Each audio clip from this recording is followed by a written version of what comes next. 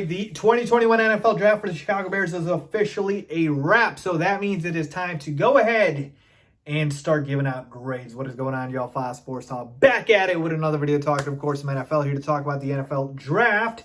And I'm going to go through every single pick, as I mentioned, for the Chicago Bears and give it a grade for every single one of those selections. So if you are new to the channel, welcome. Make sure to hit that big red subscribe button down below. Make sure you're following me on all my social media platforms and hit the bell icon so you're notified every time I drop a new video. Let's get into it. All right, so here we go. It is time to put on my teacher hat and hand out some grades. All right, so the Bears had approximately, what is this? 1, 2, 3, 4, 5, 7 selections in this year's draft. They traded up, they traded down, they did a lot of things. Ryan Pace was a very busy man on draft night. So let's take a look at all of their selections here. Hopefully I haven't missed any. So from the top to the bottom, I have given the number here in terms of where, or what round I should say, they were selected in. So we start at the top with quarterback Justin Fields, who we traded up for with the 11th pick. Then Tevin Jenkins, who we traded up for to take in the second round.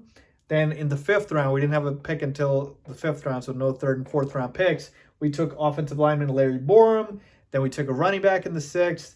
Then Daz Newsome, receiver. Then a corner, Thomas Dram. And then Kiris Tonga, finish it out in the 7th round. All right, so take a look, by the way, at the positions here because this is very different than what we're used to as Bears fans.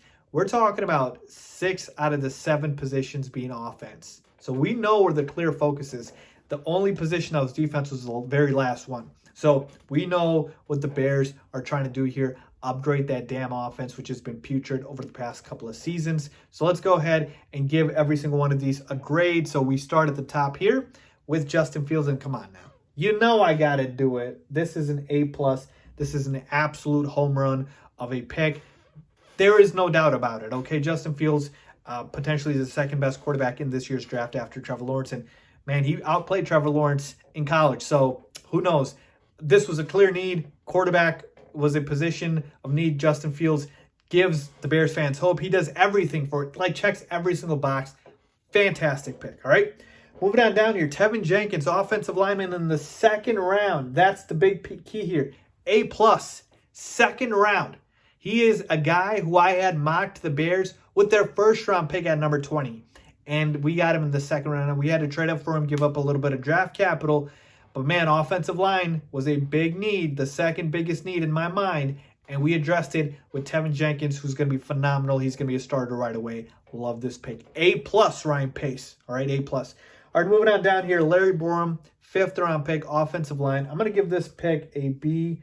All right, can't do an A because I felt like we could have gotten a more of a positional need here. And we double up on the offensive line. Now, again, that's not a bad thing, but that's just kind of the only thing I can knock here with that. But yeah, man, I like this pick. It's solid. You know, you're trying to beef up the offensive line. Got no issues with it, so I'm going to give it a B+ here for the Larry Borum pick. All right, moving on down here to Khalil Herbert. Now, this one, I will probably give this one a C+ or a B-. Again, I didn't think you needed a running back. All right. Now, Khalil Herbert, talking about him, looking at his tape, he's decent. He's going to be solid. And you guys can check out my video on him. But we needed a receiver. We needed a corner. So I felt like you could have waited to grab a running back. And again, he's going to be 4th on the depth chart. So I don't see him getting playing time anytime soon. It's probably going to be on special teams for him to get on the field. So I'm sorry, you got to give it a C+. All right. Moving on down here, Daz Newsome, wide receiver from North Carolina. I'm going to give this pick an A-. This was a positional pick. We needed a guy.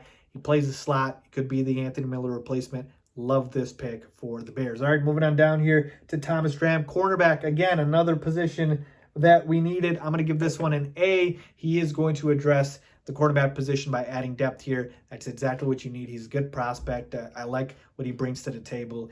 And yeah, he hits all the boxes. And then finally, Kiris Tonga, the defensive lineman, at the very end here. I'll give this pick a B-. You can give it a B-, actually. Let's just give it a B. I like the minus part here. You can never add enough a defensive lineman here. He's nasty. He's mean. You can't move him. He's going to be a beast. All right. So, again, 7th round here. It's kind of hard to predict if these guys are going to pan out or not, but I like what I saw on tape. And yeah, that's where I'm at. So, essentially, we've got 4 A's, a B and a C plus. That's pretty good. So my overall grade for Ryan Pace in this draft, come on now. You know I got to give him an A. And you know what? I think Ryan Pace hit this draft out of the park. I'm going to give him an A plus.